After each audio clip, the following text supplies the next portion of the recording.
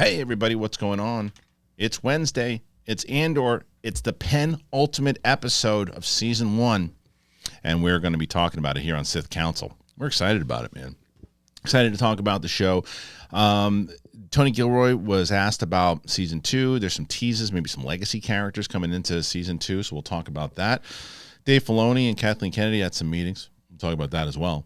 But for the most part, we're really going to dive into the Andor side of things, as we do. And I'm starting to see people start to come around, man. I started seeing a bunch of people who weren't watching this show or bailed from this show or thought the show was boring. Break. And then finally saying, okay, you know what? I'm back on board now. I took off for a little bit. I came back, and now it's a slow burn, but, man, is it paying off. And I agree. All right. Merch. See that in the far right there? Nope, that's not it. That's the wrong one. Thank you. The Top Gun guy. Jesus. Well, Mike's no, it's not Jesus. It's just Tom Cruise. And the Top Gun guy is there. The Capes and Cows, Sith Council, all that and more. And right now, Sith Council is the #1 leader on shirts. Roxy not excited about that. You'll hear about that on Big Thing tomorrow. She's not excited that the Big Thing is not the big thing on TeePublic. But that and more. Patreon, man. Patreon.com/TheBigThingShow. Make sure you sign up. We got a lot of great things over there. Going to be doing some rewatches, a few other things. And if you haven't subscribed to the channel, do it. And let the English see you do it. All right, everybody. It's Sith Council. It's me. It's Mike. It's Steph. It's the whole crew. Yeah, that's about right. Let's get into it. I can feel your anger. It gives you focus. Makes you stronger. What's going on, everybody? Welcome back. Yep. Shut up. I said, welcome back. I said, yep. You weren't introduced yet. Jesus. Still haven't learned your place. Cheese. Cheese. Cheese and rice. I'll be nice, and I'm going to introduce someone that I really have a love for, a passion. I think this is a really great human being, Steph Sabral. There's a mosquito in here, so if you see me doing some... It's a pain in kill. Right, can I try to get it? Here, you know what? Here, you talk to the audience. All right. Hello and welcome. It's Sith Council. It's Wednesday. Happy Hump Day. Another great episode. It's just me and Kristian today. Yes. So you can prepare for a great, great time. Look at this. You get it? I don't know. This is class. Oh my gosh. Class right here. All right, fine. Couldn't even do it right, could you? And I'm the only guy wearing. I know you're wearing A that shirt Oh no, today. look, I got one too. Look at it. Look at my. I got one. And boys, this shirt makes your pecs look nice. Yeah. It does. Yeah. There's a flirt and flouse also on the store. I Yeah. love that shirt. It's good. Do you like this Yeah. shirt? Yeah, I do. Did you get your shirt yet? You did. Yeah, You just I don't gotta wear it. It's nice. No, I have worn it. gave I just Ste- haven't worn it I- on the show. I gave Steph a really good dad comment before. Yeah. Oh, God. There's a Oh, hole in no. my pants, and when I was walking, he goes, "Hey, there's a hole in your pants." It's a hole in your pants. Well, that's at least nicer than what I said. What'd you say? I was like, your cheeks are hanging out. Yeah, you're a little And more she, graphic. her original one was, no, they're not. Oh, are they? That was like, you instantly went to no, they're not. And then you're like, oh, are they? Well, I didn't think so, but it depends what angle, I guess. Well, I'm sitting down, so. I'm gonna give props to both Steph and the Ooh. company here. Show me those what I gave you. Do you have Oh them? my gosh. You love these, right? Frickin' socks, man. Frickin' socks. Look at this. So What's better than new socks? So I met these guys from here we go. Oh, Over at Rock'em Socks. And those are the Star Wars ones. I gave those Yup. to Steph.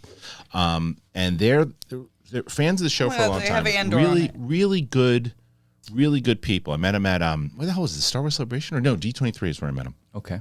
And they gave me a pair of socks and gave me a pair of socks for my wife. It was like the Cinderella socks. And then they sent these to me. They sent the Star Wars ones. I got some Black Adam ones. I got some Game of Thrones, House of the Dragon. Gave Roxy She-Hulk. They're really great. Look at those. They look like Christmas socks Yeah, too. they're freaking And awesome. those are Andor socks. Yeah, You got the I Andor got socks. Diego Luna's face on. They're gonna be on my feet. Let me see. Show us again. I mean, yeah. Well, you're straight in the red. Let's on that go. Sorry. No, it's all right. I love socks. Well, people were complaining about the What are they complaining about? the sound. The sound was too low, and now I think it's too high. Oh. It's okay. Oh. It's all right. It's all right. All right, let's get into this, guys. Let's get into it, shall we? It's Andor. Right away, we start off with the prison break, and let's get to Mike. Mike, Oh, God, here we go. thoughts on the episode? Yeah. I loved it. Good. Yeah. I figured. One of the best Pentultimate? No, because it's at the end of the episode. But that space. Space. That We'll get into that. We'll yeah, get that's into what I'm that. saying. Yeah. But Holy but God, the that's beginning, awesome. but the beginning of it, we get into this. So we get what's our Melshi. so Melshi and Andor break out. I love the idea. He's like, I can't feel my hands, and he's like, don't worry, they're leaving. So he keeps saying that. He's like, they're leaving. It's a great moment between the two of them, and then I'm so curious of what you guys feel about these two characters. I'm curious what you think about I them. love them. He looks like he's got balls hanging off of his chest, though. Both of them. No, look at this guy on the left. On the left, yeah. He does. What are those hanging there? It Like looks- balls from his neck, Yeah, like maybe. low hanging. But I watched this episode. I'm watching that particular scene, and I'm going, "Oh, I wonder what Harloff thinks of this." So the look of it at first, I'm going, oh, it looks a little less Jedi-ish, right? Okay. But then I was like, oh, it's not necessarily a bad thing. The look is okay. It's fine. Yeah. And then when they start talking, they're talking in both base, yeah. but like their alien language, Yeah. but broken basic. Like they're not talking in like just pure like, hey, what's going on, guys? I'm a taxi driver in New York. You know, it's like when I can't stand when Right. the aliens have those types of voices. I'm a solo. Yeah, but like a broken voice like that, Yeah. like a broken voice like that, I'm like, okay, that works for me. Was this giving you what you like? Yeah, because it gave it added this into like everything about this show. It starts to like there's little things that piece in, even when they like go to see Saw, and he's got the X-wings in the back. Yeah. You know, like it's these little things that keep peppering in. Steph, what did you think about the episode? I love this episode. I wanted to pull up. I was trying to look up the villain in Mulan, the animated version. Yes. Tell me that one of those guys didn't look like him. Let me try to get Show me. The villain in Mulan. Mulan villain. The big guy in the end there. Yes. Yeah. On the right Okay. Tell me that's not a replica. He's got to look. Okay, I love this episode. I thought it was a great Okay. setup episode for the finale, and there was so many good things about it. I thought that it was cool. I know some people's criticisms were there wasn't enough aliens or different looking people that are not human looking, and I Star thought Wars. Okay. in this show, the show, yeah. there was only been a few, and I thought this was a good point, and I liked what they did. They were like the Empire thought that they could offer all of these people money and they would turn in whoever in, but not caring the fact that they've ruined their waters and so many things. So I thought that was good. The only criticism I have is that I needed subtitles. I couldn't. The volume was a little pitchy for them. So it's funny you say that because I saw a bunch of people saying that. I watched it on subtitles, Okay. so that's when people were like, "Oh, I had a problem understanding what they're saying." I'm like, I didn't. Like, it's because you watched on subtitles, stupid. I do too, though. Yeah, I always watch on I subtitles. usually do too, but I didn't. Yeah, so I understand that for sure, but like that build up was great because at first I had to rewind it though because I said, why did they let them go? Yeah. And then as I'm watching, they let them go because they're not Empire sympathizers. No. Yeah. It was hilarious though, like when he's like, Melshi's like, okay, we're taking a run, and Andrew's like, all right, let's take a run, and then they're like basically fishing, and they're like, look at these idiots. Where are they going? What are they gonna do? Oh, okay. You're in the net. How about that? And I think the one guy just laughs at him. Yeah. At one point, it was hilarious. So I thought it was a great scene, and it was like a good Star Wars alien scene. Yeah.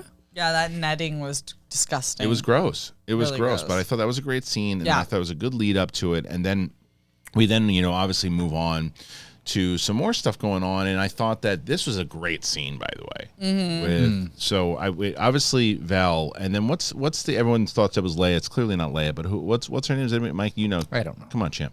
No. So Doesn't count anymore. I don't care. Luthen's number one. Yeah, Basically Luthen's we'll call yeah. Luthen's number one. Great scene here where I'll look her up. she's trying to have this conversation with Val, and she's like, "Okay, would you like to come in and look at this?" And she's like, "Just cut the crap." How about these fine articles of repute Yeah. that we have found here? You're not playing my game. Val won't do it, Yeah. and she's just like, "We have rules here." She's like, "I don't care about the rules anymore. Where is he?" Yeah. And I thought that was a great, like everything about it, the lead up to it was just so good because it's all starting to come down right now. Like as we're getting to that final end, the Cassian stuff again. They talk about she got some news for him. The idea that it's all around Fiona Shaw, which we shouldn't jump over. Obviously, when you have that scene, Pisspot is really upset. Oh, piss! I can't call him Pisspot anymore, but the poor droid. That's so sad. God, like How'd he's. you go? What happened? Wait a second. What happened? I'm Steph. You can put me in. yeah. The poor droid. Why did you go? I don't know why I went away. We have my 2-shot here, my Maybe 1 you shot. have to I'll have to redo it. Yeah, I don't know why that. Mike just. She's not on the IMDb listed for this episode yet. So. No, but I did like that scene with Vel because you can see Vel becoming increasingly more not Team Luthen. She's annoyed with his antics and his strategy, I think. And they're not a rebellion force yet, right? Like they're just like people who are trying to find their way out, but Luthen just is okay cutting ties, killing people off, whatever it takes. And I think Vel, like if you look at the first episode where she's introduced, she doesn't say his name, and now this episode she's dropping it all the time. She's like, I don't care. Like she's like, screw this. This is so I'm over this.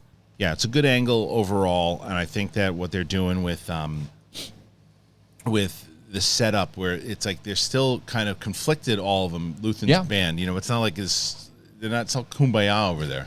It seems like no one has a clear. They're not all board on the same plan. We're going against the Empire. It's like they've got their own little things going on, and they're all still scattered. They haven't.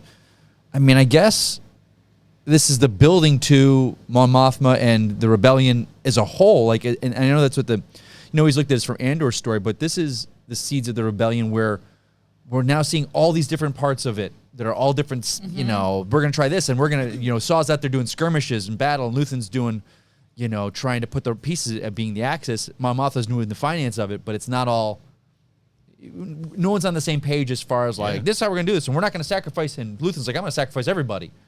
So and that's that conversation again that they have, right? Like because I was trying to figure this out. Was it you and I that had the conversation? You asked me how many times I think Saw was gonna be back. No, I thought it was. Anyway, so I had said at least once, and he's back in this one. And the conversation that they have though is so good, where he's just like, wants to go out on the fight, and then Luthen's like, yeah, I don't think it's gonna happen. Hey, what you want into it before? What is? And you'll give me my price. Yeah, and he's just like, what? Nah. Yeah, and he's like, no, it's probably a good idea if And then he tells him straight up, he's like, no, that dude's gonna die, and we don't really. Krieger's gonna. We're gonna give up. We're gonna give up Krieger. I have to give up Krieger. Yeah, but I love how honest he is. He's just like, and Krieger can't hurt me, but I can.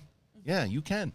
Absolutely. You know who I am. Yeah, and then he rats out 2 tubes. That was hilarious. Yeah, This guy's full of it. I'm only loyal to you. He's like, my point is you're going to listen to this. And he tells him, he's like, rats out 2 tubes. Yeah, he's like, play the long game, man. He's like, you can warn him. He's like, he knows what Saw's going to do. Yeah. He just Saw's a hothead. Saw's going to, and that was one of the best scenes that Forrest Whitaker has had yet in all of Star Wars. Was such a great, because he was just like, he's fed up with it. He's like, I'm just going to go on, give me all the equipment that you promised me, give me everything that you said. I'm going to go on your mission. I'm going to do what I want, but I want your support. I want all that, and I'm just done with it. So, and he's just like, no, well, what changed? And like this idea, and then he started that kind of paranoia that Saw has, rightfully so though in this scene. Kicks in, and he's just like, well, where do you have all these people? You got people in there. You're protecting somebody in there. You got somebody. You have someone in the ISB. Yeah. Not the IBS. IBS. That's what you they got are. IBS. No, she called them the IBS once, which was hilarious. It's too close. That's very close. It's really close. It is. But that was a great scene. It was a really great scene. And so, Steph, some people were thinking that when Luthen walks in and he's got that thing and the guy grabs him, he's like, either put it down or give it back, whatever to it. And some people are like, is that a lightsaber? Nah. Oh, no. So that would be cool, but no. Would it be cool? Well, by the way, yeah, it would be. Why? You've got to be have a lightsaber in there. You got to be happy about Annie Serkis, by the way, right? Yeah, done, gone, never gonna see him again. Well, no, but you don't know that. Well, yes, we're done with it. Well, we know he's not Snoke. You know that, right? For sure. Yeah. Because Andy Serkis came out and had an interview, and he said, I'm just letting it's 100% not Snoke. It's not. We don't know if we're gonna see him. We'll never see him again. He's done. You don't know. I'd be okay with it though. Yeah, I would 100% be okay with it because not everyone in Star Wars has to be a major character that has ties to everything. But he's Ray Solana. Yeah, he's Ray's dad, his grandfather. I wouldn't be upset though if because he says to him at the end, there's that conversation the two of the guys have, and he's like, people have to know about this because we don't know how many of us survived. Yes. Yeah. If there's like some kind of big fight with they recruit all these people and a lot of them, some of the prisoners, and Kino shows up for like a battle, I'm not gonna be upset with it. I would be like, it'd be if he shows up to fight like a fight with the rebels, it'd be pretty great. I want Kino to just go out tragically. No, not even tragically. Let the guy have some peace now. Yeah. Guy, how long he was down there for? Let him have some peace, man. The world, it's gonna get worse. The Empire, it's gonna get worse before it gets better. Right. Let this guy die off happily. But what was interesting when he went back to Miami Beach, empty. Oh, yeah. Well, Ghost town. Except his The his money was hookahs. still in And the the same hookahs. spot. The hookahs, where they were still His there. money was still in the same The spot, season's not probably moved at all. changed. Do you notice that? Yeah. His like he didn't. That was the only thing someone pointed out on Twitter. It was like, the only problem I had, a little bit of an eye roll from me, and I thought about it after. I was like, yeah, you're not wrong. He goes in there in the same spot, and his money and all that But- stuff, and his weapon is right there. Think about it. It It's wasn't like- a hidden spot. It was a hidden spot. I mean, yeah. Like, but okay, let's say this. but Let's it's say been- this. How long's it been? Let's say this. A few months. I think 3 months. Yeah, let's say so this. maybe. Let's Yeah. say you and I, the three of us, we were at Celebration together. Yeah. Nice hotel. Yeah. You know, where we I kind of buried it in a wall or something. And I took out a box with some money, and I unscrewed the air vent. Right. And I stuck that box It there, might probably screwed it back. still be there. We went back there right now. I guarantee it's still there. Maybe. Yeah. Depends on where you put Yeah. it. Yeah. Yeah. I guess it I've just done depends. I something guess like just that. depends. You But do? what's hilarious though is that the woman that he This was one with does for so stuff it. long. I'm not going to say it. Well, the woman that was there for so long is now like cuddling with an alien. Oh yeah. Oh, see, I thought he'd slept with a girl again, and then he went to get his No, stuff. No. There were She two was- people in that bed? Yeah, there was Yeah. an alien in there. She was cuddling with an alien. Oh. Which was Were they having hilarious. a threesome? And he No, was just... he was just in No, there to get his no. stuff and he's bail. But not that- into okay, the then- freaky. You don't know that. No, I do. We don't know. Oh, You don't know that. She knows. She I got can tell. She has the socks. I know. We But talk like all the time. I just needed a scene then of him Cass. sneaking into the room to try and get by her to get that. There was no scene. She's but- laying in the bed with the dude. Why do you need it? It's kind of implied. Is it though? Yeah, I knew it. Steph knew it. You're just a dumb. Oh, wait, what? Okay, hold on a second. I I thought I saw her curled up on the bed. I figured he went back for round 2, but only was doing it because probably because he was horny, but also because he had to get his money back. No, I didn't know there he were two doesn't people in have the bed. time. There's always time for that. Always time. Okay, look at you. I'm He just didn't saying. have money. Yeah, but he said, We got back. Anyway, he got his money back. Yeah. Listen, Yeah. So he gets his money back, and he has the conversation. We find that the stuff going on with Fiona Shaw, though, I thought was great. Martha. That they didn't show her die. Yeah. She died off screen. It was basically it felt like it did in a funeral, like when you hear the word, from like off. Sometimes you're not around, and people pass, and the way that she did it, and then Pisspot's all upset about it the Yeah. whole entire time. And the only reason I call him Pisspot, by the way, I love that character. I was trying to think about that last night. I was so like, what good. did the dog or an alien pee on An him? Like alien the first pissed on him in the episode. and it just stuck with him. Yeah. I love Pisspot. I think Pisspot's great. And Pisspot was so good in this entire episode where he's just like, I don't want to be alone. I was like, oh, poor little Pisspot. The puppeteers, I don't ever. I mean, I think they do get enough credit. They maybe they don't. Like for characters like Grogu, Yeah. Yoda, even BB-8. Like Yeah. you feel for these things, 100%. and Oh my it's gosh, of it's course. not just the beeps and whistles that the special effects people come in. It's the puppetry, like of these performers that we never see. So Yeah. it's No, it was That's pretty really awesome. sad. And I like that it was off screen too. It makes me think that we'll get like a flashback or something. Something with It's her, not yeah. the ending of her, especially. Oh, I think she's done too. You think? We're not gonna see her again. You know, She's gonna I- pop up. No, can she's see a not going to pop flashback. up alive, Nah, but I no think flashbacks. her I see a story Well, arc want is to not bake finished. steak dinner No, out? 'cause you don't pay off, you deadbeat. Yeah. You don't pay off. it. Yeah, You're a deadbeat. Shut the hell up. You're a deadbeat. But listen, I'll tell you the scene though that was a good scene. But when Andor finds out that she's gone, Yeah. and he's like, hey, and he's like, Cassian. He's like, no names. Like, oh, sorry, Cass. No names. He's no names. So I'll be. I'm gonna send word. Blah, blah. He's like, oh, no problem, Cass. I said no names. No, Cass, that- it won't yeah. happen again. And he's like, but before you go, Cass, I got to tell you this. No names. He said Cass like 7 times. I know that guy is not. That's like gay. you in a movie. I could bet that's your character. Oh You my mean- gosh, no, he would never be that unsubtle. Yes, Thank he you. would be. Whose name? Love you dropping backing the up. Look at you number off one his- suspect of Ferrex. Look at you. I'm up on his stuff today. Jesus, oh because my he gives you God. socks. I mean, Christ. that's all you gotta do. Way to heart. Wait, ours Socks. fucking socks. Simple woman making That's my it. way through the galaxy. Yeah. And don't expose someone's love life. Maybe yeah, it'd be nice. yeah. Dirtbag. No, I don't even know where we were. Talking about Talking about the Cass and hey, Cass. Oh, Hey, Cass. Cass. Hey, Cass. Hi, Cass. Oh yeah, that guy's Terrible at his job. No, he's gonna get them in trouble. He already did. He said But Cassian we 7 know times. people like him. How about Serial, by the way? Oh, God. Serial in this one. And then you get, and I know who his mother is, by the way. Well, I did too. Yeah, the mother is basically the Oh, no. tan smoking lady from Something About Mary. That's, No, she- but she is. You got your phone call out Oh of the God, I out of think your I'm service. forgetting her last name, but I believe it's Fig from Harry Potter. She's Mrs. She Fig. is. Oh, the Mrs. actual Fig. actress. Which is a completely Because I was trying to. different She was the. character. It's in the later ones. I want to say it's Deathly Hallows. She's so or quiet in or it. Oh, I'm just talking about Half-Blood the Prince, where character. she was in charge of watching Harry when he was outside of Hogwarts. But like You get that phone call out of your system? Uncle, it's not Uncle Harold, is it? Harlow. Harlow. Uncle Harlow. Yeah. What are you doing up so late? But that was a scene, by the way, that could have been horribly comedically timed out. Yeah. But the way that they played it was good. Like the guy that he's worked with before in the past calls him up and says, I called you to tell you. Hey, I got him. Yeah. I got a smelter. Shut that thing guy's off. I funny. can't talk. Yeah. Like that all- whole I scene, love that guy. That scene could have been a goofy thing that they would have overdone with comedy, but it's Yeah. like, no, there was so much noise. He couldn't understand. He's just like, Serial would say something and he's going, yeah, right, exactly. And he's like, that's not what he said at all. Right. But it's like, but he's just going with the, yeah, Andor and his mom. That's exactly right. And he's like, that's not what I said, but Yeah. whatever. I'm getting But what it I can still out of this. conveyed what you needed to. It wasn't, it didn't seem like a bit. No, it's That great. was the whole point. It didn't seem like a bit. There was two scenes that one which we'll talk about with Luthen when he was stopped, and that where I was like, if this was the Last Jedi, Yeah. they would have made this into a joke. When yeah, right. When You he know, would start when he's- cracking jokes and so let's talk about. What are we gonna that, talk about? That's the best scene. And before we get into it, I do want to tell you guys. Steph, have you heard of Uncommon Goods? No. Oh my gosh, this one I think I like the name though. I think this one's for you.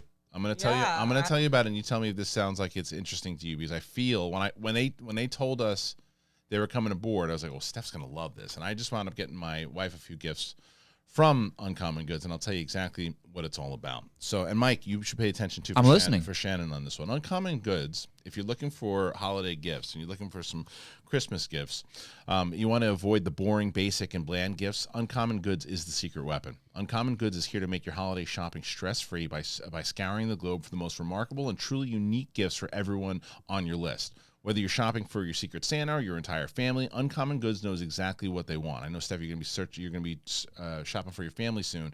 Here's a few of the gifts that I found. I got Sadie a necklace, but I also got her a cheese board. Like you can you can get a whole bunch of different things, and it's a really great site. You'll spend hours on there, because when you go on Uncommon Goods, and this is what I thought about you. You're supporting artists and small independent businesses. Let's go. They're fine products, and they're often made in small batches, but you have to shop now because they're going to sell out this holiday season. They are high quality, unique, and often handmade or made in the U.S., and they have the most meaningful, out-of-the-ordinary gifts anywhere. Art, jewelry, kitchen, home and bar. Uncommon Goods has something for everyone. But with every purchase that you make at Uncommon Goods, they give $1 back to a nonprofit partner of your choice. Oh, nice. Which is awesome. 15% off your next gift if you go to uncommongoods.com/bigthing. Uncommongoods.com/bigthing for 15% off. Don't miss out on this limited time offer only. Uncommon Goods, we're all out of the ordinary. Doesn't it sound like it's really great, isn't it? Love that. I spent so much time on that site when they had sent it, and I'm like, okay, let me check. Honestly, have you bought stuff for Shannon yet? I don't start Christmas shopping this early. Come on now. I'm going to give you that. You should check that site out. Oh, I'm going to. I'm not gonna especially for not. the home. Especially for the home. But let's get into that scene, because as we got through, we did all the stuff with Saw, and which is just an amazing scene. Oh, we'll get into Mon in a second. But this scene that's come on now. what for anybody. So I was thinking about this as I was watching it, and I was like, okay, so you're going to get these people who still, because there's a lot. This is a very dialogue heavy, story driven episode that people they're not gonna see the boom. But at this, okay, let me ask you this, because I was not feeling that in this episode, but in episode 11, you know what to expect at this point now. Yeah. So when something like what comes, even bigger. It's even bigger. And that was kind of my overall point, right? I beat you Is to that- thank you. So what worked out is that it's like I'm listening, and I'm like, okay, there's a lot of talking here. People are gonna say this is boring, and it's like no, and then this scene happens, and you've got this whole thing where the Empire finds Luthen, and then he does this move. With the two lasers on the side and cutting through. But what it did was that it showed, like they even said it at one point. They're like, how does he have all this stuff on this ship? It's like that. It's like the Batmobile, that thing. But he's Luthen. Yeah. He's got had his everything. hands in everything, so Right. of course he's gonna get the best. Like Got the best. I love that we haven't seen anything like this. How many times have we seen ships caught in a tractor beam? Yeah. And like He's buying time. He's not getting nervous. He's just like, all right, countermeasures, or my countermeasures, his little dial's going up. He's like, I gotta keep stalling him. What do you? Yeah, give me an Andor, give me a Alderaan passcode. All right, here we go. Yeah. All right, because he all knows. right, here it comes now. Because it's like you knew even though you never saw the scene, you can picture the scene where he's like, if I'm ever in a pinch. I know. Yeah. I know what I have to do here, and I got my little droid here who can give me the code, who can do this. Who I have this, and then he sends that thing up and blows up one of their the tractor beam, the satellite, and then the TIE fighters come out. What an amazing scene that was, Steph. Yeah, it was so sick. It was like a Darth Maul ship. It was. I was like, what's this double lightsaber? But I love this. I saw some criticism, people being like, I love the scene because it was cool, but what did it do for the show? And I was like, what did it not do? It's establishing. What do you mean? What did it not do for the show? I know it's establishing Luthen as a badass. Like he's like a really and I liked how they do this with Cassian too. It's like these aren't just.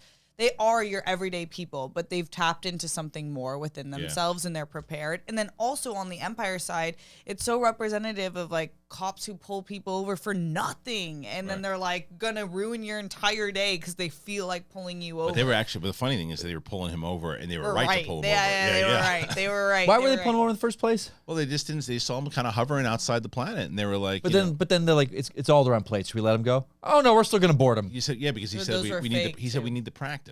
Yeah. He said we need the practice. So and it just shows like them that it goes back to that opening speech that Cassian had. We're just like they're so fat, they don't care about anything. Yeah. They're just barreling their way through, and that's what they try to do. But they're starting to realize because the guy at the end literally shakes his head.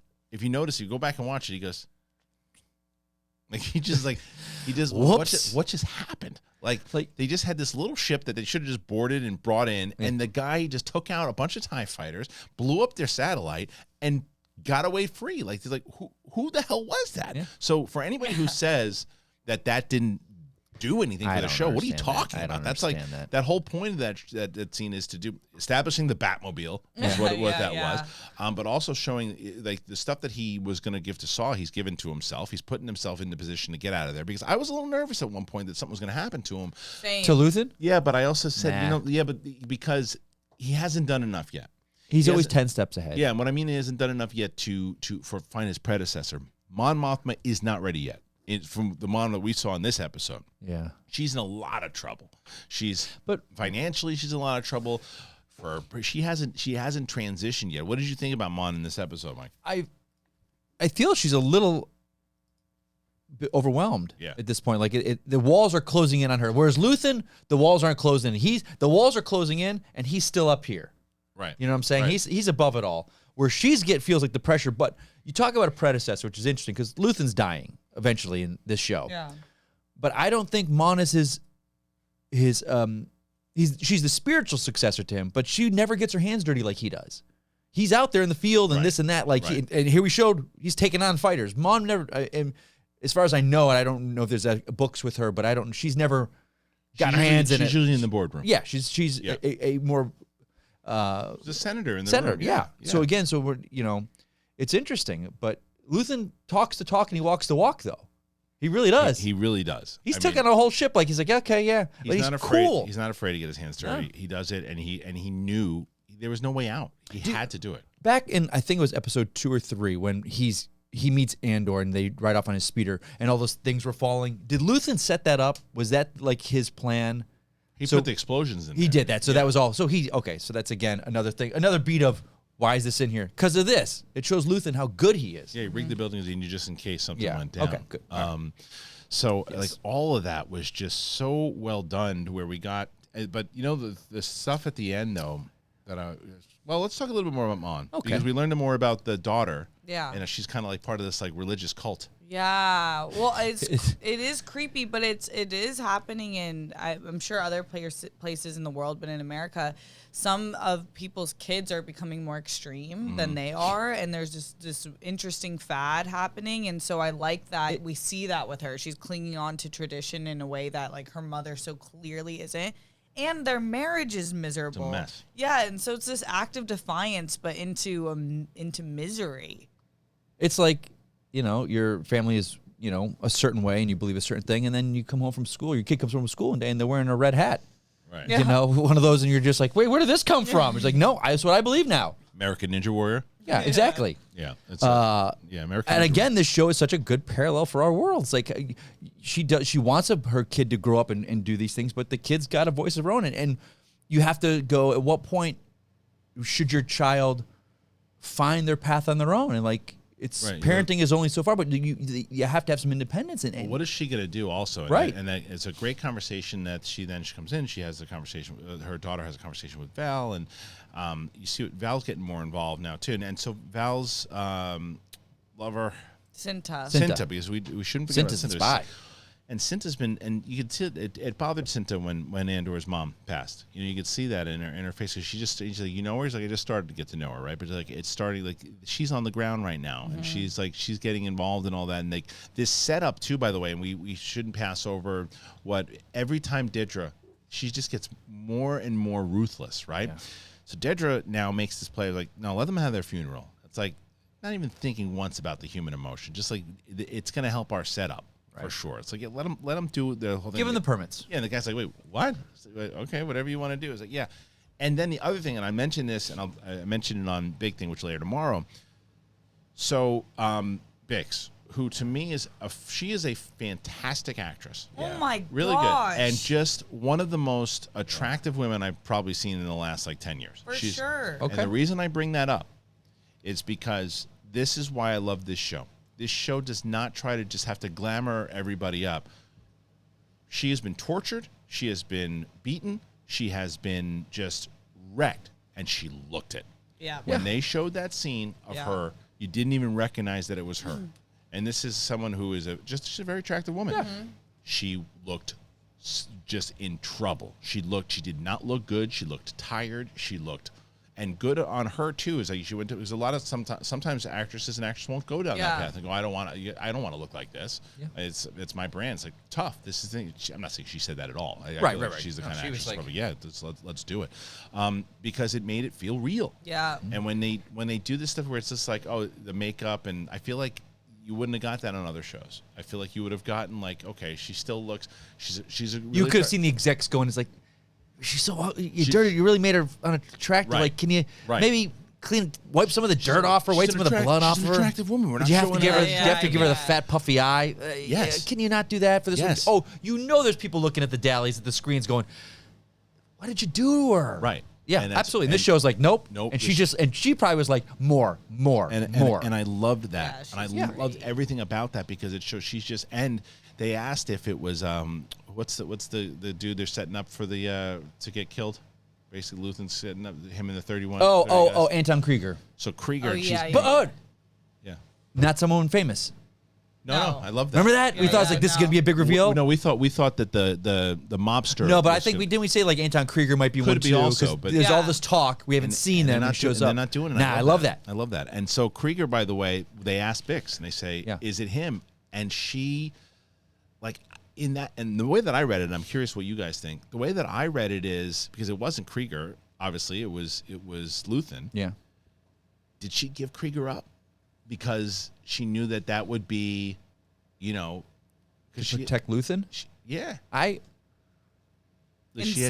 had to give an answer. She had to give an answer. She was going to get tortured again. Yeah. Did she get tortured again, or did she say, yeah, it was him? Because if it is him, then because if they kill him, then they also think they take out what's the code name for Luthen? Axis. I think she made it. I took it as that she was like her reaction could have been either, but I think that she was like, yeah, that's Luthen. Yeah, I'm curious. I don't know. I felt it. I don't know. I think her energy was out. She was not looking good, and I think had she had some athletic greens, she would have been all right. That's true. She would have been all right if she had some athletic greens, but she did. They didn't give her any there. And if you guys had athletic greens, I know Steph has been taking it. Steph loves it. Yeah. I love it. Winston loves it. Coy loves it. Roxy loves it. Brett loves it. Mike, whatever. You shut your mouth. But I'm telling you, if you go and you check out Athletic Greens, they're back. I'm so excited they're back. If you look, I mean, even on look at Steph. Look at Steph's shot back there. You see Steph's shot like right in the corner there. Steph point to the corner just over here, right over. If you can see, that's Athletic Greens right over there. We love Athletic Greens. Athletic Greens is the best. I'm excited to have them back. I'm excited that they're back. And when you get them, do what you have been doing in the past, please. Please let me know. I send it to them, and they let us know that they got your comments. I started taking it because I'm not a big vitamins guy, and I didn't want to take 75 different vitamins. Now, Look at me. I have a wall in one shot. I've been doing it for months now, and I love it. It doesn't taste like it's super healthy, too. It's got like a fruity taste to it. I love that tropical taste. So what is it? Well, one delicious scoop of Athletic Greens. You take 75 high-quality vitamins, minerals, whole food source, superfoods, probiotics, adaptogens, and it helps your day start off right. I dig it because it just gives me that boost of energy when I wake up in the morning. It's lifestyle-friendly as well. It costs you less than $3 a day, and it's cheaper than getting all those different supplements yourself. You invest in an all-in-one nutritional insurance. It's great. But right now, it's time to reclaim your health, and you got to arm your immune system with convenient daily nutrition. You just take 1 scoop in water every day. I shake it up in a bottle of water. That's all I do. No need for a million different pills, and you look out for your health. Now, to make it easy for you, Athletic Greens is going to give you a free 1-year supply of immune-supporting vitamin D and 5 free travel packs with your first purchase. All you have to do is go to athleticgreens.com/bigthing. That is athleticgreens.com/bigthing. Take ownership over your health and pick up the ultimate daily nutritional insurance.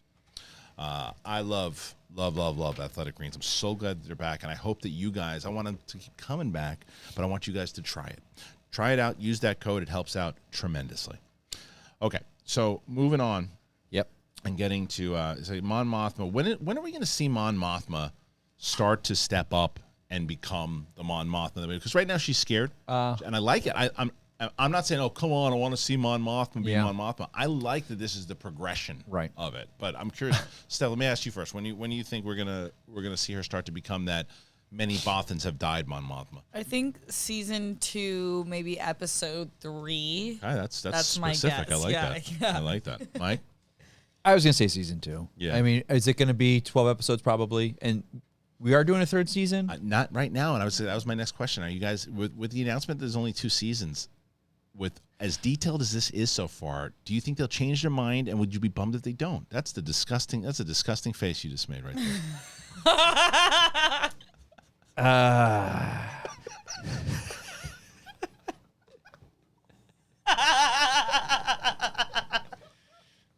Look at him. He's dying. He's dying. Look at him. He's done.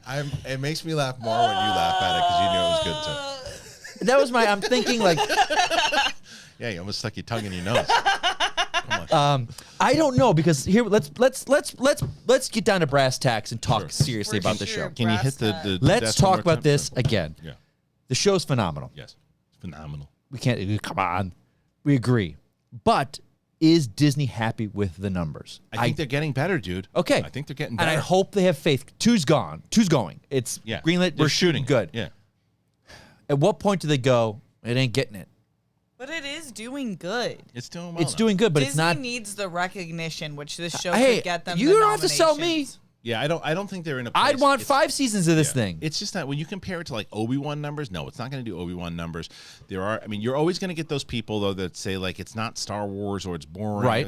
I don't think that's who the audience is for anymore. I hope the people involved are going, hey, we know it's never going to be Mando. We just know it's not. Right. It might build to Mando, sure, but we're telling a great story that's getting the critical reviews that we've wanted these shows to have. So, Tony, tell your story however long it takes. I think that they're going to do that. But the question is how long.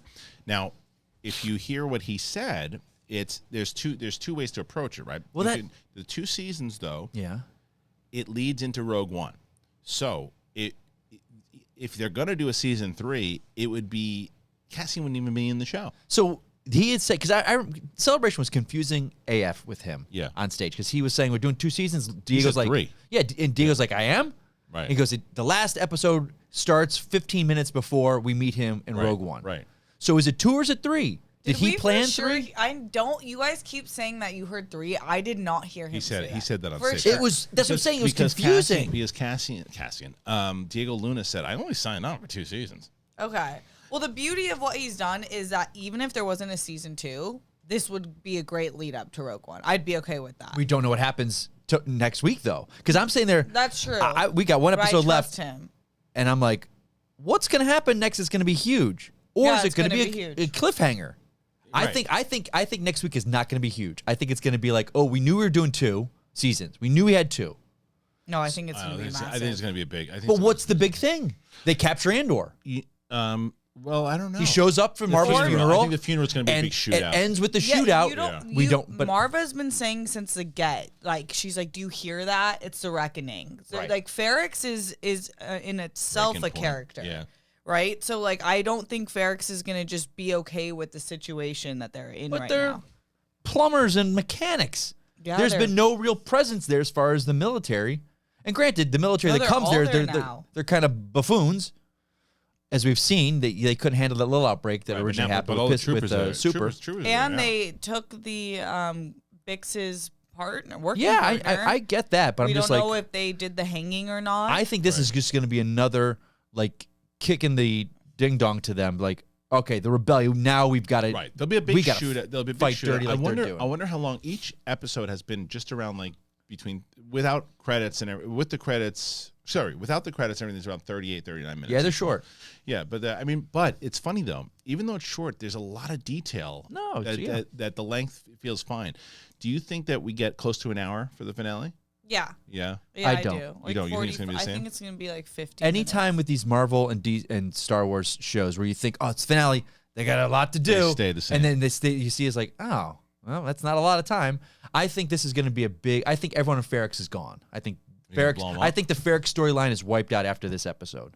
I think I think Marva's you're right. gone. Yeah. The top of Marva. I think think you're Cynthia's right. gone. I think Bix is probably done. You think she's gonna die? No, she comes back season 2. She already signed a contract. Did she? All right, then I was wrong on that. Yeah. But I think the Ferrix stuff is over at this point. We're going somewhere Yeah, else. yeah, I think so, after but they have this. to close it out. That's what I'm saying. This is closing out He's Ferrix. saying this is gonna close. Yeah, it but out. closing it out is a big finale. You're closing out an entire Settle down, Steph. planet. Settle. Yeah, down, but I don't ma'am. think that that's the argument. I think what you're saying is anything like even more massive inside of this whole thing might not happen in this one. You're saying it's more about that particular I think it's a thing. small More contained. even though Yeah. it's just Ferrix. I think the Dedra stuff's not getting cleared up. I think all with Yeah, her. Yeah, I think. Yeah, you're right. This There's is some this open-ended is stuff. a battle inside the war.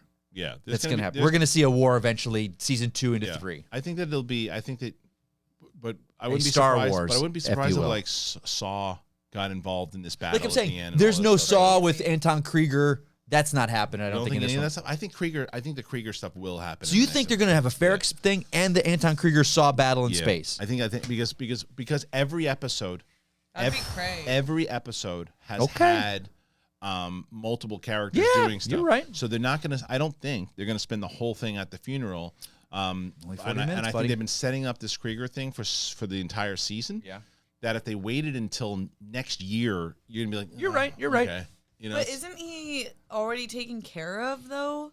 Technically, isn't that's what I got from the Saw and Luthen conversation was that you're just that gonna was let him die. Yeah, Yeah, I know, but maybe, but are we gonna see it? Are yeah, we gonna, that's That's true. another thing. That's the curious. I mean, That's true. because there's tons of stuff that's happening. Maybe you won't, but then there's the other questions that we'll get into in a second, where Gilroy was talking about people that we're going to see, right? Like, does Bail Organa show up in this one, or does he show up in season 2? You know he's going to show up. If you Yeah, put he's Bale gonna if you put Bale on this one, it feels like what? Where are you coming from? And we're not there See, but yet. I trust the writing enough that if they figured a way to introduce him inside of it, then I'd be okay with it. But He hasn't shown up yet. He was in an earlier season. No. no, in he was in season- Obi-Wan. You're right. Yeah, he was in Obi-Wan. I'm trying to think if he And was at you're that party with thinking Mom. of Tales of the Jedi. No, Yeah, he I was think. no, I'm Right? not. No, He was in- no, He I'm was not. Yeah, yeah. Was he? But I'm not thinking of that He was yet. definitely in Yeah, Obi-Wan. he Yeah, I'm was. confused. He was with the Ahsoka. My bad. Right. Yes. Yeah. My bad. Yeah. Yeah, I think this season is the spark, and then next season's like the fire of the rebellion. That's a good beginning. analogy. Yeah, and so we're going to close it out, after season 2, which will be interesting. And then I think that this is overall debate of like where you look. There's a lot of people. What I've seen, as I was mentioning, there's a lot of people I saw. Even like X-Pac, Sean Waltman, who is part of WWE for a very long time. Yeah, so I saw him tweet out about Andor, and I sent him a DM. I go, dude, we got to talk about Andor. We got to come on and we got to talk about it on the great. live stream show. And because his tweet essentially was, I wasn't digging it at first. I stopped and I went back to it. I'm so glad I did. I love it. I'm seeing that everywhere, right? Yeah. And it's just people had to. This is and you hear this all the time, but I think this show proving true to it. This does feel like a really long movie. And because of the delivery and everything you put together with it and the development from start to finish, I will be able to go back to, I think I will be able to watch this full series over again, and I will just watch moments of Obi-Wan, right? Yeah. moments of it. Okay. I'll watch the Luke Skywalker and Mando episode of Boba 1,000 times over, but I probably won't watch the whole series over again. Right. Yeah. Mandalorian season 1 and 2 I can rewatch again. Oh yeah. So I think that there's something to be said about going back and forth. I don't want to see every series shot like Andor. I don't. I want to see a lot of series shot like Andor, but I don't want to see every series. I think that series, like I still said, I put a poll up on both Twitter and on this channel. I saw that. And there was like 8,000 votes on the one on this channel. And the Mandalorian, well, Andor won on Twitter, but Mandalorian won by like 2% over Andor. But Andor's in the conversation now and was right there. And Mandalorian's still my favorite. Because I think what Mandalorian does, everything I like about Star Wars, is in Mandalorian. The aspects I really like about the Empire and the politics of Star Wars, that's all in Andor. And that's done very well. It's a portion of I push back against everybody who says, and even with PLD who says doesn't like Andor's the better. I don't understand. He says it's a better made show, but it's not the best Star Wars show. And I was like, you know. And the Mandalorian argument, I understand what he's trying to say, but I think that there is so much Star Wars. Like, and people who say that this show isn't Star Wars, they're out of their minds. And again, I'll bring up Star Wars Theory is someone who I get along with very well, and that I've seen him at Collider, and we're always very friendly with each other. And I say this to him. I saw his clip that he posted, and he said that he was like, people who feel that Star Wars that Andor is more Star Wars than anything. So what are you smoking? We're smoking really good writing. That's what we're smoking. Let me say this. Really, and he's not disputing that because he said that in his clip that it's good writing, but it doesn't mean it's Star Wars. This is about as Star Wars as it gets. Let me say this. It's so much Star Wars as far as the war, the politics, the idea of it, the relatability to the fascism that George Lucas started. It's all there. It just doesn't have Jedi and it doesn't have lightsabers. It doesn't have all this. It's got everything that Star Wars, that side of Star Wars, not all of it, not the big old soup the Mandalorian is, because that's what that is, and I love that about it. This is a portion of the Star Wars and universe, and it's expanded, and it just dives deep. It's phenomenal. I'm gonna have to take off, so I'm gonna say this. Final thought. Embarrassing. Yeah, I know. Yeah. I think not to defend what they're saying on that, and I think what the point of It's not a defense. No, I respect their opinion very much. I think because at its core, and George Lucas, the founder of this, has said it's for kids. This show's not for kids. Andor. No, it's not. Where the Mando is for kids, it's for everybody. Andor is for those of us that grew up with Star Wars as kids and have matured as adults and are now looking for mature television. So it's still Star Wars to us, 100% Star Wars. But I get where people say Mando just feels more Star Wars. It just feels like a kid's, not a kid's show. It's a bad word. Mando, I know. Yeah, it's more. It's the space opera. Yeah, it is. Mandalorian is more the overall idea of what Star Wars is to a lot of people and fits inside of that. And I'm not disputing that at all. I'm just disputing that anyone who says that this show is not Star Wars. Oh, yeah, that's 100% or doesn't false. feel like Star Wars. There's so much of the idea. It's just a portion. It's a corner of the Star Wars universe that's just expanded on. And I think because people aren't seeing a lot of the mystical elements and things that are inside of it, they don't feel like it's Star Wars. And that couldn't be farther from the truth. One of the best scenes in New Hope with the Empire standing around, Vader, release him and all that. That's just that scene expanded. Yeah. It took that chunk of in Star the Wars. Opening throne room. Yeah, opening scene of New Hope with them. Yeah. It just took that and just went, we're going to do a whole series with that. Yeah. So, and you could take this series and stick it right into the New Hope right there. Yeah. And it fits. Well, you got to go. So why don't you I got to go. I got to blow it. You shut your mouth. All right. Check out Mike. Make sure you check him out at Mike Kalinowski. Get the big thing show. The Top Gun guy, Steph? Gun guy. Who is this? Get the Top Gun guy. The Top Gun guy. The Top Gun guy? The Top Gun guy? Yeah, get the Top Gun guy. You can get it. Oh, perfect. It is camera shut off. Nice. Perfect. Even better. All right, so Mike's out of here. I'm with you, though. Yeah. The shirt does look good on him. You guys should get it. Go ahead, Steph. I feel like this show is more so with the books and the comics than we've seen before.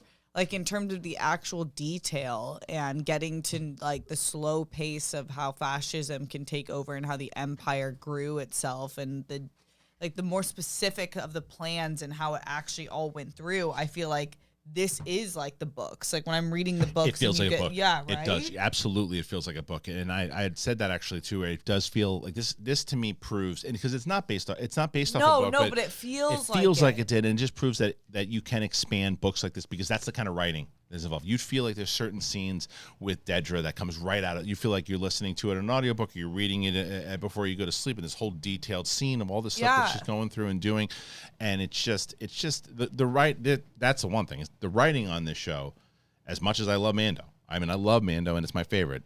The writing blows the Mando out of the water. I mean, yeah, it's not. I'm obsessed with Mando. Yeah. This is my favorite show of the year, and I don't know if I felt that way when Mando came out. Yeah, I mean, look, I love it. I love I it. can't wait to revisit Mando. Actually, really, Me too. especially in hindsight with this, I think that it's just like gonna pair perfectly together. Where I'm gonna be happy as a Star Wars fan. Yes, I rewatched the trailer for season 3, and I'm just so geeked out about that show. I can't wait until Mandalorian comes back.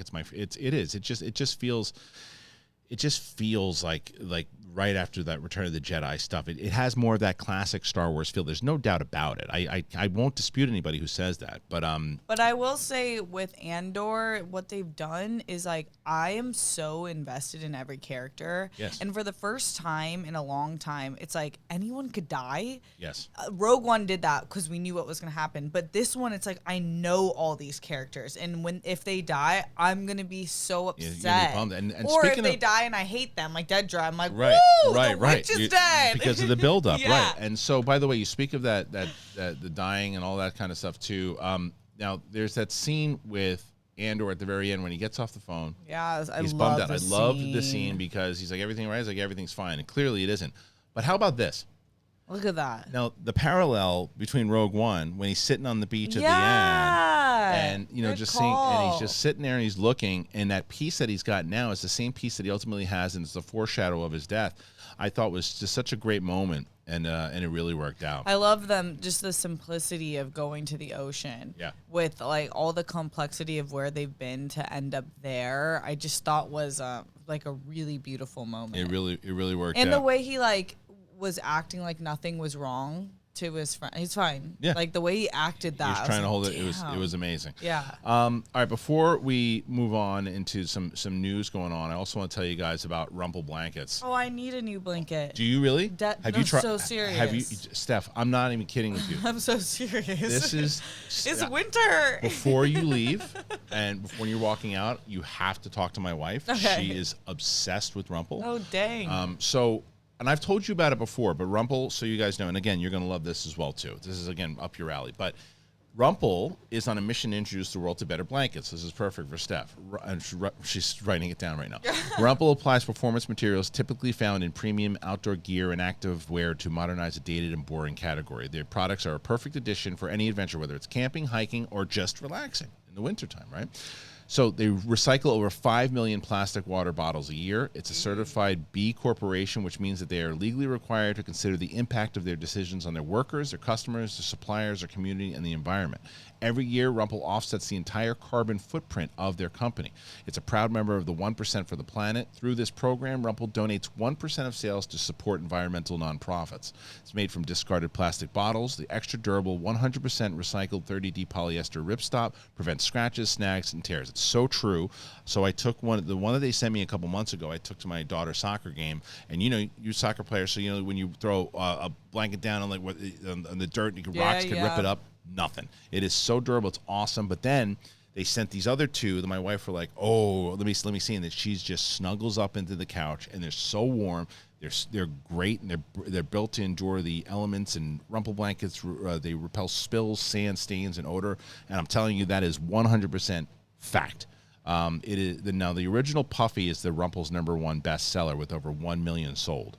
So right now, from 11/14 until 11/28, save 20% off at RUMPL.com, but use the code BIGTHINGBF, and then you'll get an extra gift with purchases. So if you're going to buy your sister something too, you can do that. So she's on the website right now.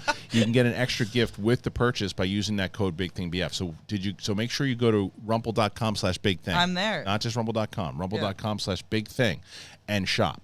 Make sure you head on over there, RUMPL.com/BigThing, and then use that code BIGTHINGBF and get yourself a Rumple blanket. You're gonna love it. That one that one everybody's gonna call me and or write a comment and tell me that they got it and they're loving it.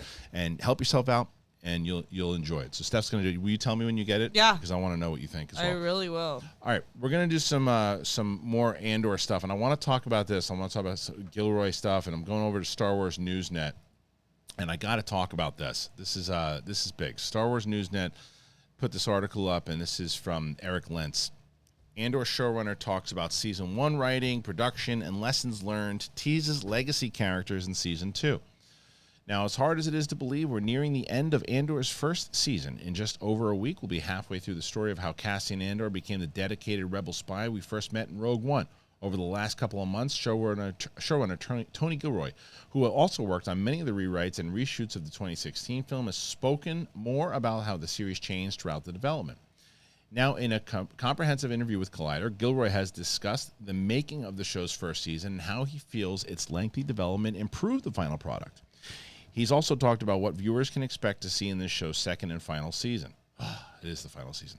From the look of things, the series' second half will feature more tie-ins with pre-existing Star Wars canon, as well as more legacy characters from other projects. I feel like this is going to be a very exciting interview for us to talk about in this. Yeah. I might end the show with this. The interviewer began the conversation by jokingly asking Gilroy what it would take to convince him to do more Star Wars projects after he finishes Andor. Good question. Great question. It would seem that Gilroy is so focused on making the second season as good as the first, he hasn't even given any thought to the future. It's another 2 years from now before I'll be done. It's just such a supreme drag to hear people who are in the movie business and being well paid and doing what everybody wants to do, but it's a effing lot of work, man. It just never ends. Every day it just doesn't stop. Literally, walking on 2 dairy farms, everybody has to be milked every day. It just doesn't stop. It's just simply too much to consider anything else. I can't imagine what I'll do other than curl up into a fetal position when it's over.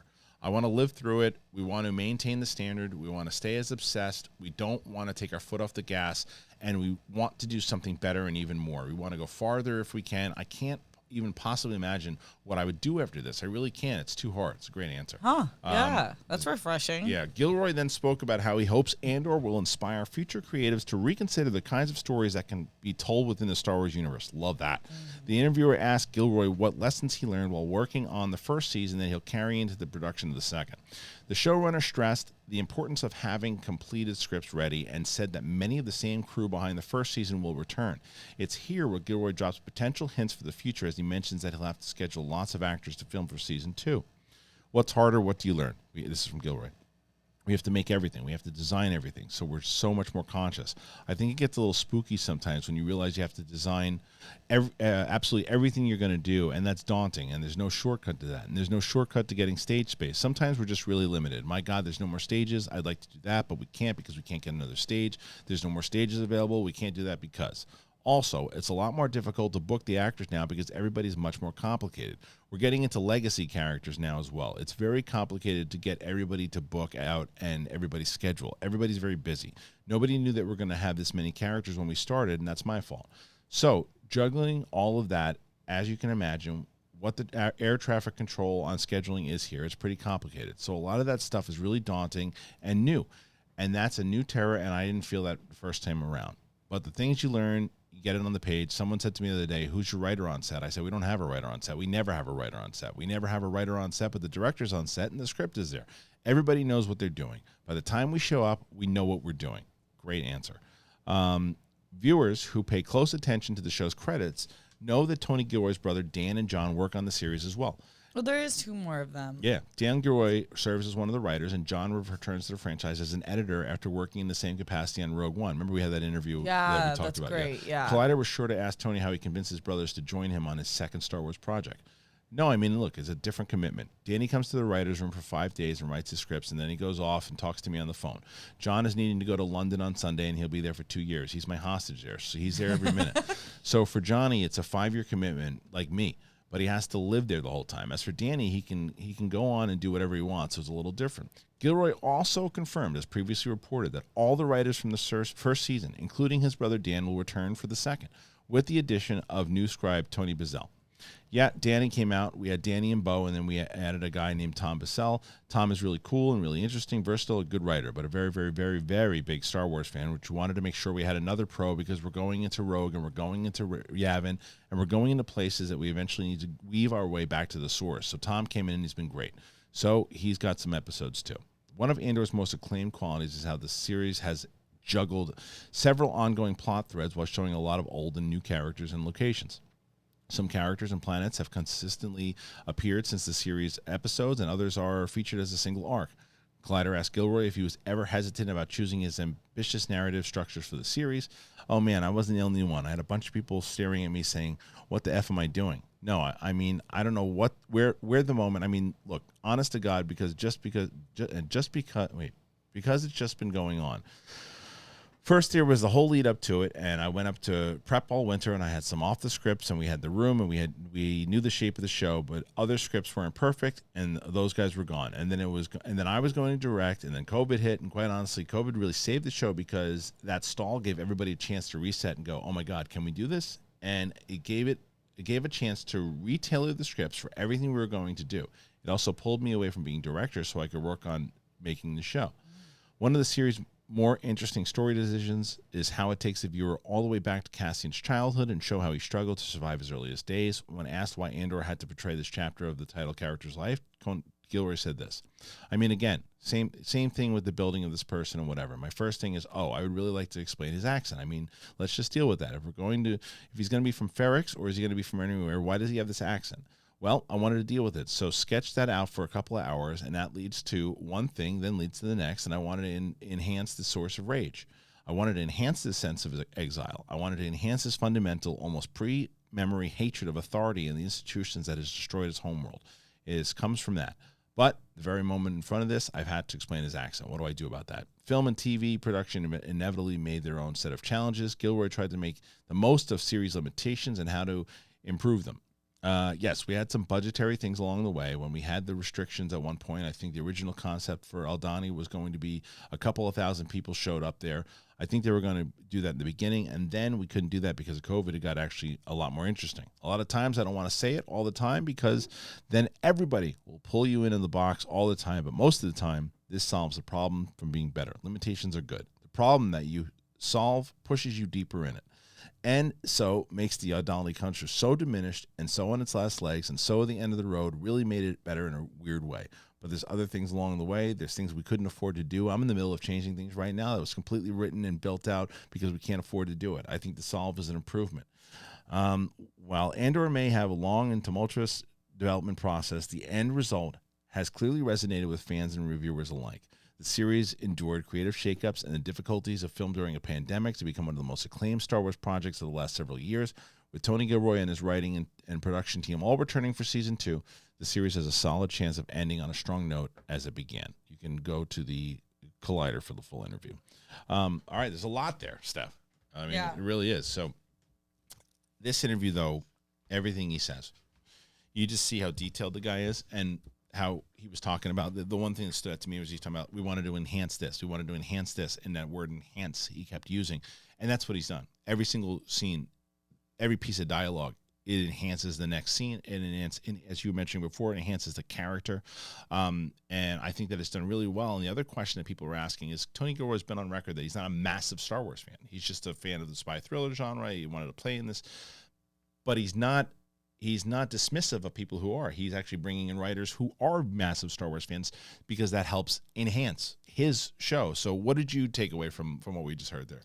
I think that there's different types of directors for different projects, but it's wildly refreshing to hear someone in this day and age where we're like forced to churn out content that he's like, slow down. This is one project and I'm going to make it excellent. Right. Like, reminds me of like this Kobe Mamba mentality where he's like, this is what my focus is. I can't even think about that because I'm going to make the best thing I possibly can. And in order to do that, I need to shut everything out and you need to give it your all. And he's like fully given it his all, which is why there's no loose crumbs on the floor. Like everything is clean. Yeah, well, and the idea, like he said, like they had more time because of COVID and everything that they had to do. They had more time to rework the scripts and do that now. And they asked him straight up if he'd do more stuff. And he's like, I can't think about that right now. I love the answer because it means that he's focused in on this. And I'm not throwing shots at Taika. You know I love Taika. Taika's too busy. Yeah. That's his big problem. Taika's way too busy. He takes on too many projects. And you listen to this, or what this guy's doing with this show, and there's a reason why it's as good, because it's all he's focused on. Taika's got 87 projects. I do not want to see him do a Star Wars movie now, because he's not going to focus on it the same way. I think that's what Thor: Love and Thunder suffered from, because he's just got too much. He's got too many things that he's working on. He's spinning too many hats. And I think that answer was perfect, because it's like, we'll see. When I get, if they offer me another one down the line, I'm not even thinking about that right now. I got to think about how to make season 2. And then the idea that these legacy characters are coming back. So who are the legacy characters then? Because is it Chewbacca? It can't be, because Chewbacca's not really involved in it at that point, right? The actors that they have to get back. I mean, Jimmy Smits is definitely one. We know that for sure. Is it Palpatine? Yeah, I think Palpatine will show up. Could be. I think we're gonna get Krieg. No, what's his name? Mendelsohn, who Krennic.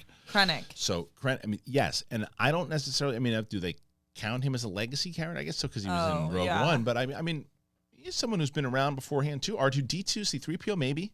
Yeah, maybe. I think maybe some of the early Rebel. But they're talking about like schedules, and it's just not try to take a shot at Anthony Daniels. But I can't imagine Anthony Daniels is going to be, his schedule's so tied up that he can't make shooting.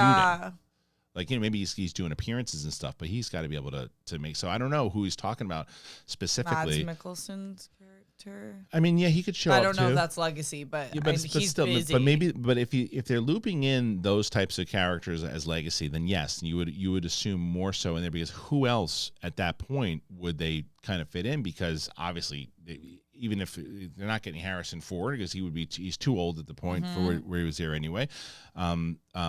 Tarkin would be CGI. Tarkin would be deepfake. Yeah, I was. Yep. So would Leia, if they decide to use Leia. So I don't know. It's very interesting, and I'm curious, and I can't wait. And I love that they're shooting now, and I love that we're not probably going to get. If I was to guess, we're probably not going to get Andor season 2 in 2023. Probably going to get in 2024. No, 2024. I hope it's He's early. saying 5 years. Like, this is taking 5 years. Yeah, I think. But it was. Do you mean 5? Like everything? I think everything. he meant everything. Yeah. So I mean, yeah. When you look at it, I mean, they announced that. They announced it a long time ago, and this show was not one. It wasn't one on my list. I don't know. We'll see how it is. Yeah, for sure. But either way, all right. Look, we talked about a lot of Andor today, and as we should have. One episode left, and I think that what we might do, Steph, I was thinking about this. You tell me what you think. We'll do like a full episode by the end of the year. Always we do like the best and worst of.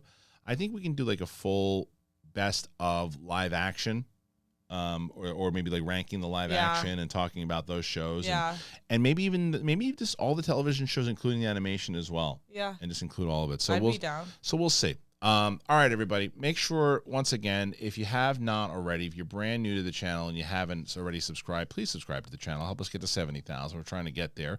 If you haven't joined Patreon, patreon.com/thebigthing show. We have a lot of stuff going on there, whether it's the rewatches, the exclusive Q&As, a lot of different things that we have on there. Brett and Kate, SEN, tons of stuff that we'd love to get you. As I mentioned with SEN's going to be on the Kristian Harloff and Friends channel. There's going to be the 3 episodes that are live are going to be on that channel. I do live streams. I live stream with Matt Serra. I mentioned Sean Waltman. X-Pac is going to be on there with me.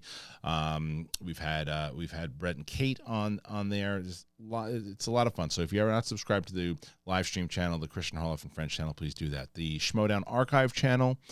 And that's it. Make sure pick yourself up some athletic greens, a RUMPL blanket, head on over to Uncommon Goods. Thank you to our sponsors, and thank you to you guys. So for Steph Sabra and Mike Kalinowski, this is Sith Council. We're very, very happy that you guys joined us. Thank you so much, and love to hear your comments and your thoughts. And that's it, everybody. That's Sith Council. Let's get out of here. I can feel your anger. It gives you focus, makes you stronger.